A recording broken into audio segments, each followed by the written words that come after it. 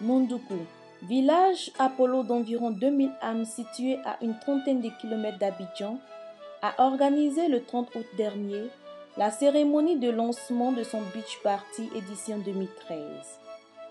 Le thème de cette édition était placé sous le signe de la réconciliation.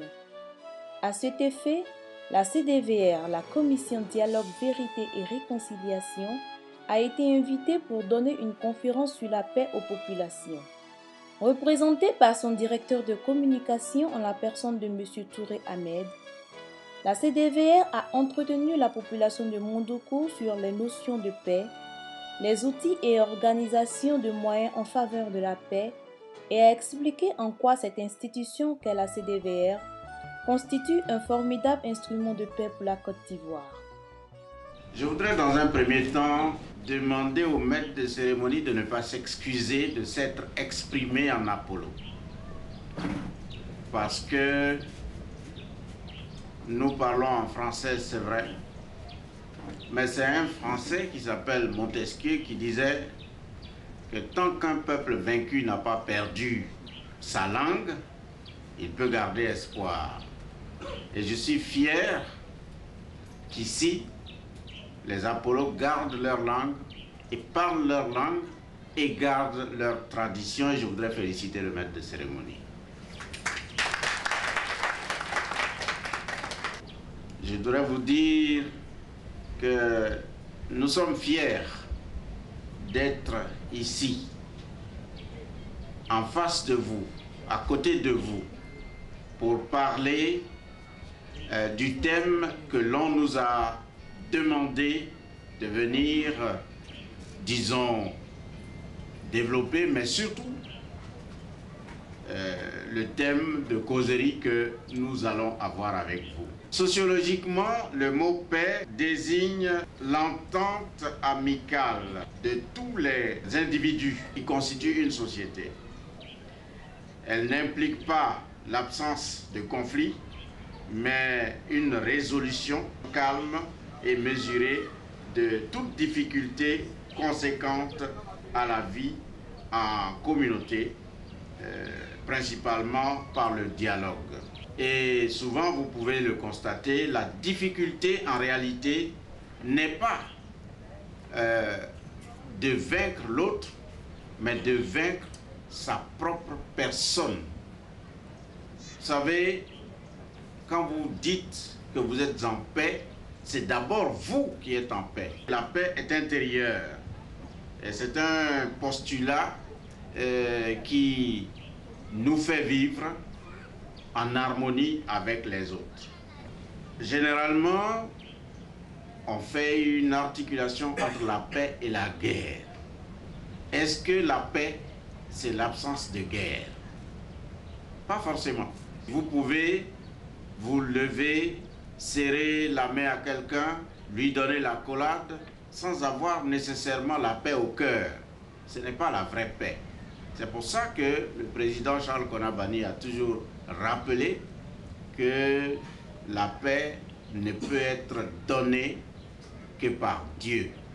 Symboliquement, la paix n'est pas un absolu, mais une recherche permanente et que le conflit n'est pas l'opposé de la paix. Ça veut dire quoi?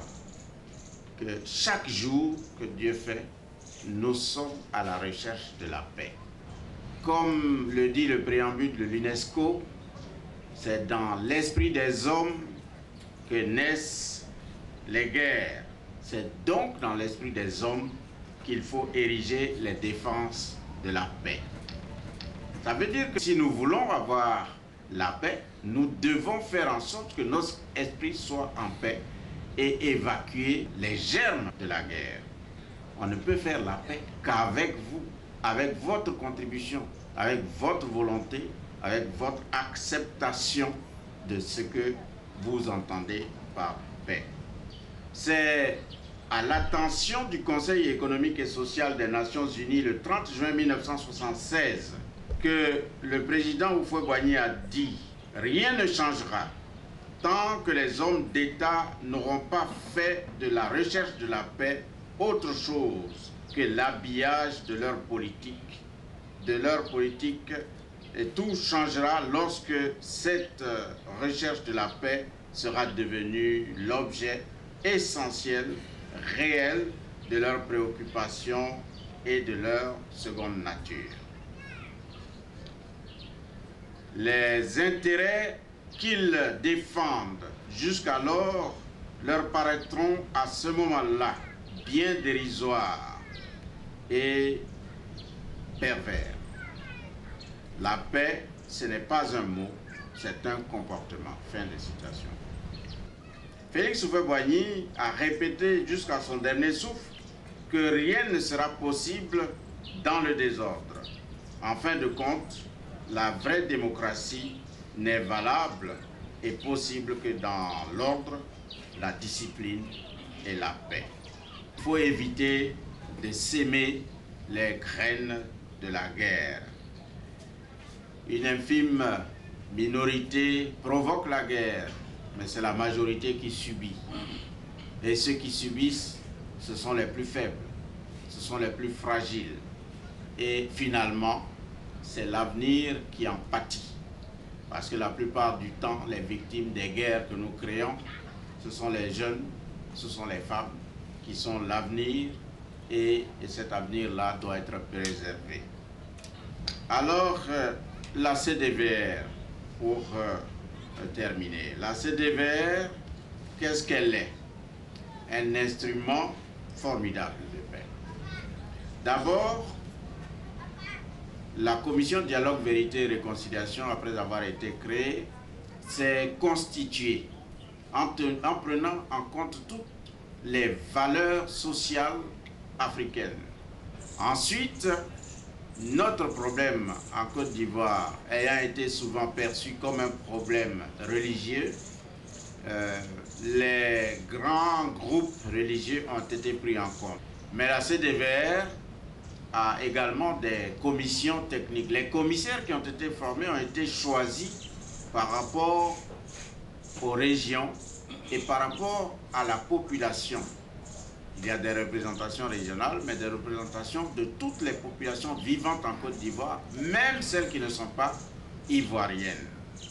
Le président de la CDVR a mis en place des commissions spécialisées pour que les problèmes soient étudiés de fond en comble. Il y a eu la commission heuristique. La commission heuristique, c'est une commission qui a planché et qui continue de plancher sur les causes profondes de la crise en Côte d'Ivoire afin que nous sachions d'où nous venons et pourquoi il y a eu la crise.